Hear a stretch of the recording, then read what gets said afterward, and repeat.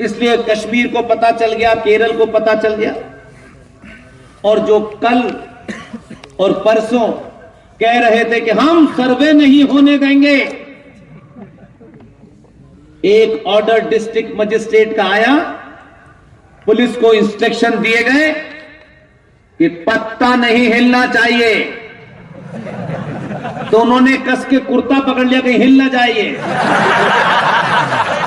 अगर हिल गया तो ये जो आदेश है, और ये पुलिस जो न हिंदू है, न मुसलमान है, न सिख है, न पारसी है, ये भारत राष्ट्र को बचाने वाली पुलिस है।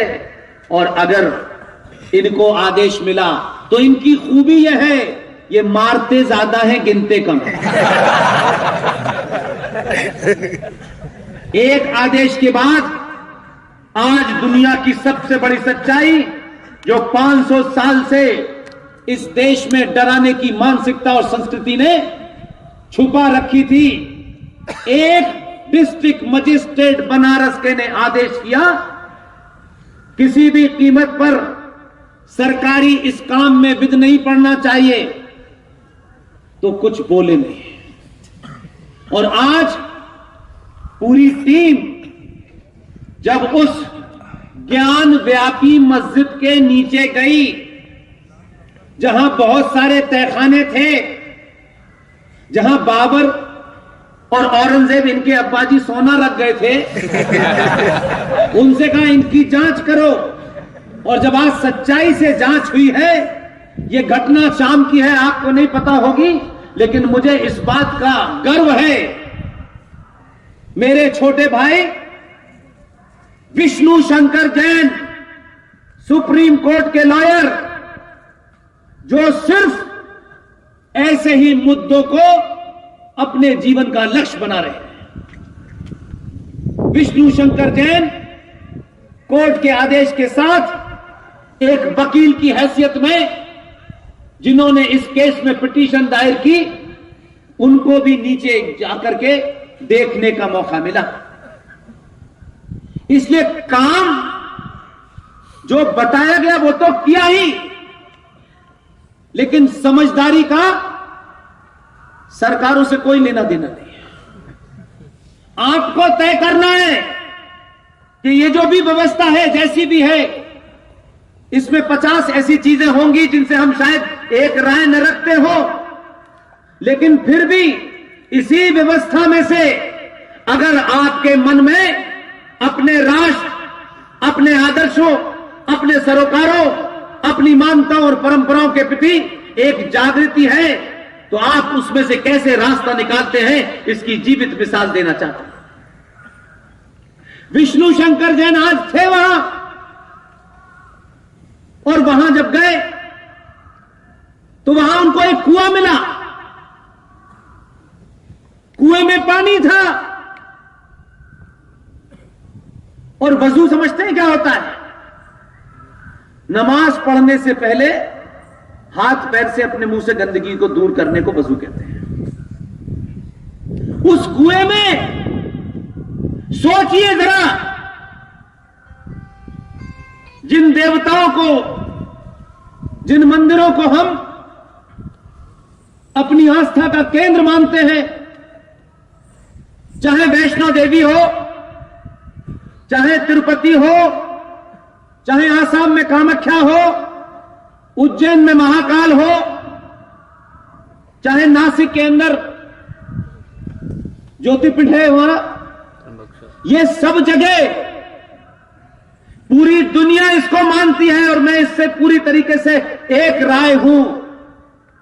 सनातन हिंदू पूरा जीवन, पूरी फिलॉसफी सिर्फ साइंस है, उसके अलावा कुछ है ही नहीं। उस कुएं के अंदर पता है क्या मिला है आज, जिसके बारे में हमारे पूर्वजों ने 500 साल से लड़ाई लड़ी और झूठ बोला गया, नहीं हम जाने नहीं देंगे अंदर। सरकारें भी ऐसी दलाल आई जिन्होंने उनके जूते चप्पल उठाए और दलाली की। उन्होंने भारत के संविधान को छिन्न भिन्न कर दिया, भारत की पुलिस को नपुंसक बना दिया। पुलिस वाला मर जाए तब भी वो एक्शन नहीं ले सकता, क्योंकि मरने वाले से सत्ताओं के वोट बैंक का संबंध है। इसलिए आज जब उस कुएं के अंदर किसी को उतारा गया, तो जो पूरे 400-500 साल से बाबर और औरंगजेब की नाजायज औलादें जो झूठ बोल रही थी, आज ये झूठ पूरी दुनिया के सामने आ गया। उस कुएं के अंदर उस पानी से जो वजू करके कुल्ला करा जा रहा था, जो थूका जा रहा था, उसी कुएं में 12 फीट लंबी 8 इंच चौड़ी शिवलिंग उसमें पड़ा हुआ था। महाराज की जय, धर्मवीर छत्रपति शिवाजी महाराज की जय, भारत माता की जय, हिंदू धर्म की जय।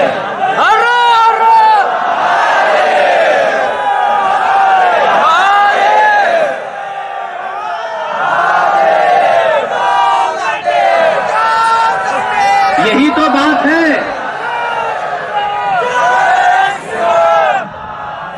यही मैं कह रहा हूं, ये चेतना जब आपको लोग बनारस में देखेंगे कि इतने 1000 किलोमीटर दूर बैठे लोग भी अपनी आवाज से उनका साहस बढ़ा रहे हैं। 12 फीट लंबी 8 इंच चौड़ी शिवलिंग, जिसे इन जिहादियों ने, क्योंकि वो किसी मस्जिद के नीचे थे, उस कुएं में फेंक रखा था और था कि नहीं, इसमें अंदर नहीं जाने देंगे। और कहा यह वजू खाना था जो औरंगजेब लेके आया था अपने साथ। आज उसमें जो विचित्र बात हुई है, क्योंकि आपके मंच पर एक युवा वकील बैठे हुए हैं, करोड़ों लोग आपके लिए काम करना चाहते हैं, करोड़ों लोग उस पेशे के साथ साथ इस राष्ट्र के प्रति उनका क्या दायित्व है, उनकी क्या जिम्मेदारी है, करोड़ों लोग हैं। लेकिन वो इस बात की चिंता करते हैं कि जब वो राष्ट्र के लिए लड़ते हैं तो राष्ट्र के लोग उसके पीछे नहीं खड़े होते हैं। आज जब आपने इतने लाखों की संख्या में पहुंचकर आपके बीच में एक युवा वकील पुष्कर दुर्गे को जब आपने सम्मानित किया, तो आपने जितनी देर भी इनके लिए तालियां बजाई, इतनी बड़ी सभा में जब इनको सम्मान दिया जा रहा था, मेरा मानना है, मेरा यकीन है, मुझे 10 साल हो गए इस देश में जगह जगह, गली गली, मोहल्ले मोहल्ले, जहां मुझे जगह मिलती है मैं जाता हूं, अपनी बात कहता हूं। कभी कभी रात के 2 बज जाते हैं, कभी 3 बज जाते हैं, कभी सुबह सुबह लोग बोलते हैं, लेकिन आज मैं दावे से कह सकता हूं, आज आपने ऐसे तमाम लोगों को इतनी ताकत दी है इन तालियों से कि मंच पे बैठने वाले पुष्कर दुर्गे साहब के पैर कभी फिसल नहीं पाएंगे। ये तालियां इनको इस काम से अलग नहीं होने देंगी। मैं यहां बनारस से इतने किलोमीटर दूर, कम से कम 1000 किलोमीटर दूर, मैं जिनका नाम ले रहा हूं वो हमारी टीम के सदस्य हैं। जब उन्होंने मुझे खबर दी कि ऐसा ऐसा हुआ है, वहीं इसी व्यवस्था में कुछ लोग हैं जिन्हें अपनी वर्दी की भी चिंता है और राष्ट्र की भी चिंता है। उसमें से किसी ने कहा कि मेरा नाम अभी आए न आए, लेकिन ये राष्ट्र ही जान जाएगा कि वो कौन लोग थे कि जब ये पता चल गया कि कुएं के अंदर 12 फीट लंबी 8 इंच चौड़ी बाबा विश्वनाथ की वो मूर्ति पड़ी हुई है, तो किसी ने सलाह दी, विष्णु अभी यहां से फौरन निकलो और कोर्ट जाओ, इससे पहले कि ये दंगाई हालात खराब कर दें, क्योंकि अब इनके पास झूठ बोलने का कोई रास्ता नहीं है। ये वीडियोग्राफी में दर्ज हो गया कि उस मस्जिद के नीचे जो असली शिवलिंग था बाबा का वो पड़ा हुआ मिल गया है। इसको ये मिटा सकते हैं, तोड़ सकते हैं, क्योंकि आज रात के बाद फिर ये बंद हो जाएगा, फिर हम यहां नहीं आ पाएंगे। विष्णु शंकर जैन, जिनके पिताजी के लिए प्रार्थना कीजिए, जिनके पिताजी इस समय बनारस में हैं, पिछले 8 दिन से लगातार 42 डिग्री टेम्परेचर में इस लड़ाई को अपने बेटे के साथ लड़ रहे हैं। उनको कुछ तकलीफ हो गई है, गर्मी लगने से तबीयत उनकी ज्यादा खराब है, उम्र का तकाजा है, कुछ ऑक्सीजन की प्रॉब्लम है, वहां शामी हॉस्पिटल में एडमिट हुए हैं।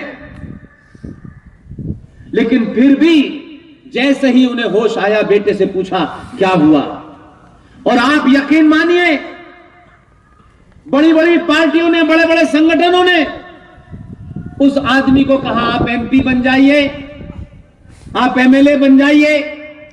उन्होंने आज तक किसी पद को नहीं लिया, जूते से ठुकरा दिया। यही ताकत है उस आदमी की, और यही गुण और संस्कार उनके बेटे के थे। जैसे ही यह इशारा मिला कि यह भी हो सकता है कि यह खबर जब बाहर जाएगी, 2 दिन बाद जाएगी, और क्योंकि वहां मुस्लिम पक्ष के लोग भी थे, उन्होंने भी देख लिया अपनी आंखों से, और इसे झुटलाया नहीं जा सकता। ये कोई ऐसी चीज नहीं थी जिसे नमाज पढ़ते वक्त जेब में रख लो और बाहर आके फेंक दो, क्योंकि दुनिया के सामने पता चल जाएगा। विष्णु शंकर जैन 42 डिग्री टेम्परेचर में उस मंदिर से कोर्ट गया भागते भागते, और कोर्ट में अर्जी दी, कहा मीलॉर्ड ये अर्जेंट मामला है, इसको अभी सुनिए। मीलॉर्ड को भी समझ में आ गया है देश जाग गया है। मीलॉर्ड जो जगते नहीं थे, मीलॉर्ड इस देश के आतंकवादियों के लिए रात के 5 बजे तक कोर्ट खोलते थे। उन्होंने कहा कि अब अगर मैंने करा तो मैं मीलॉर्ड नहीं रहूंगा। उन्होंने कहा बताइए, विष्णु शंकर जैन ने सेशन कोर्ट में कहा कि वहां ऐसे ऐसे इतनी बड़ी शिवलिंग मिला है। मैं आपसे अर्जी देकर कहा कि आपसे दरखास्त करता हूं कि तत्काल प्रभाव से उसको सील कर दिया जाए, और उस शिवलिंग की सुरक्षा के लिए कोई विशेष निर्देश दिया जाए।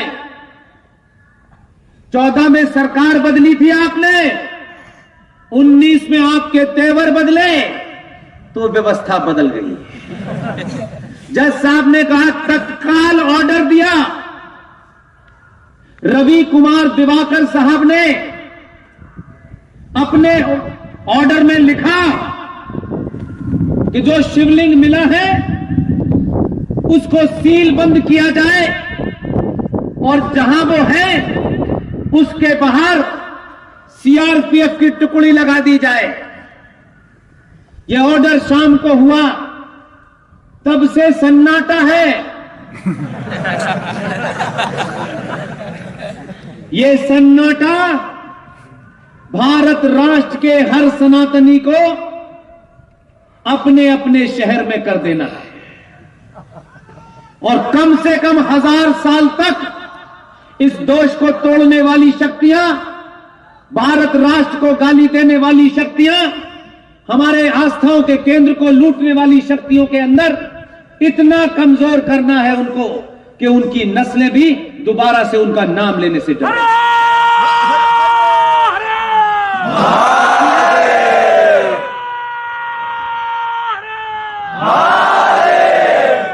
इसलिए मैं आपसे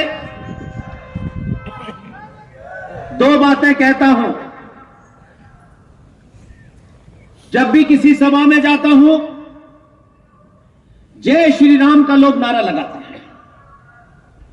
जय श्री राम, मर्यादा पुरुषोत्तम राम हमारे आराध्य देवता हैं। 500 साल की लड़ाई के बाद आपने उनके जन्म स्थान को वापस लिया है, और उनके जन्म स्थान पर न्यायपालिका के लोग 150 साल से सुनवाई कर रहे थे, लेकिन उनको समझ नहीं आ रहा था कि यहां राम पैदा हुए हैं। आप उनसे रोज अर्जी करते थे कि भाई यहां हमारे भगवान राम पैदा हुए हैं, यहां बाबर की मस्जिद कहां से आ गई? बाबर तो कल परसों आया था, भगवान राम तो हजारों साल पहले आए थे। नहीं सुनते थे आपकी, क्योंकि आप हाथ जोड़कर मांगते थे। हाथ जोड़कर अगर जब भी मांगना हो तो अपने आराध्य देवता से मांगना, किसी और से मत मांगना।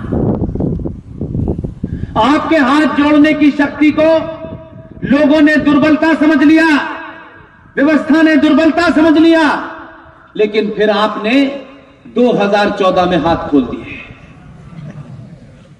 और उसका असर यह हुआ कि जिन जन साहब को लगता था कि भगवान राम है या नहीं है, उनका अस्तित्व है या नहीं है, ऐसी भी पिटीशन कोर्ट में एक्सेप्ट हो गई जिन्होंने ये कहा कि भगवान राम तो थे ही नहीं। ये आपकी कमजोरी के कारण हुआ, हमारी कमजोरी के कारण हुआ। आपने सत्ता बदली, 2002 से 14 से लेके 2019 तक लोग आपको सीरियस नहीं ले रहे थे। उनको लगता था किसी गुस्से के कारण ये ऐसा हुआ है। आपने कहा गुस्सा नहीं है, ये गुस्सा 700 साल का है, एक लेने से पूरा नहीं होगा। आपने 2019 के अंदर दूसरे वाले को भेज दिया। वो बात कम करता है, हाथ ज्यादा चलता। उसके आने के बाद व्यवस्था को लगा कि पहले एक ही से परेशान थे, अब दूसरा आ गया। और उन्होंने ये भी कहा ये दिल्ली में तो बदलाव कर रहे हैं, इन्होंने उत्तर प्रदेश में भी एक को बिठा दिया जिसकी एक ही लाइन है। वो बहुत ज्यादा पढ़ा लिखा नहीं है, उसने कभी दावा नहीं किया कि मैं वर्ल्ड बैंक में रहा हूं। उसने कभी दावा नहीं किया। उसने ये कहा कि जिस भाषा में बात करना चाहते हो उसी में भाषा में समझा दूंगा। लोग ढूंढ रहे हैं कि इसने इतनी भाषा कहां से सीखी। उन्हें नहीं पता गोरखपुर मठ के चारों तरफ जो जिहादी थे, पिछले 20 साल में उन्हें भाषा भी सिखा दी और सीख भी ली। वो आज वहां मौजूद है। अब दिल्ली में आए तो ये मिलते हैं और इलाहाबाद में जाए तो वो मिलता है। अब सेशन कोर्ट में भी गए तो वहां भी कुछ कोई मिल गया उनको, रवि कुमार दिवाकर जैसा। इसलिए रास्ते सब बंद हुए। आप बदले तो इस राष्ट्र को बचाने वाली ताकतें सत्ता पे आई।